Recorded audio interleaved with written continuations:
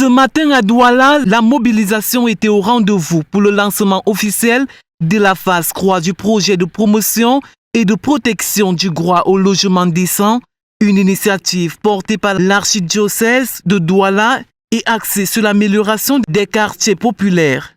La cérémonie, qui s'est tenue au quartier terminus Saint-Michel, dans l'arrondissement de Douala 3e, a réuni autorités administratives, chefs traditionnels, responsables religieux et représentants de la société civile pour un objectif commun, améliorer les conditions de vie en milieu urbain. Et chez nous, à Douala 3e, avec le CODAS, nous avons éradiqué le phénomène d'inondation dans les quartiers.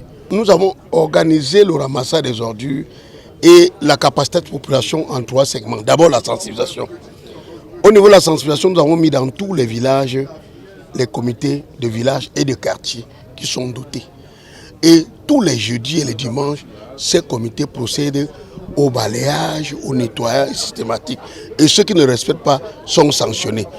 La mairie les facilite leur déploiement par la mise à disposition du matériel, dont les pelles, les brouettes, les râteaux, et sans compter qu'il y a un concours de propriété là-bas.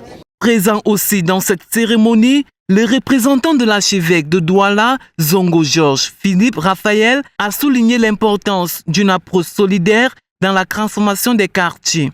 Sensibilisation beaucoup plus performative au niveau des communautés locales plus intéressées, justement les chefs, pour davantage faire connaître la stratégie la plus efficiente pour que se réalise justement ce projet d'amélioration, d'assainissement, n'est-ce pas, du cadre de vie.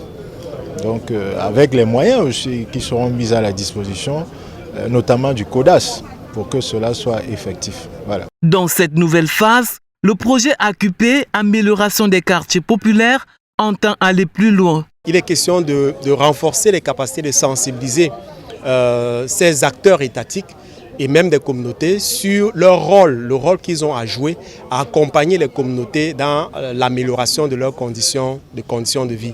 Et dans un troisième temps, c'est le partage d'expériences que nous engageons dans la mise en œuvre de manière globale de ce projet. Un projet aux retombées multiples entre engagement communautaire, éducation citoyenne et développement durable.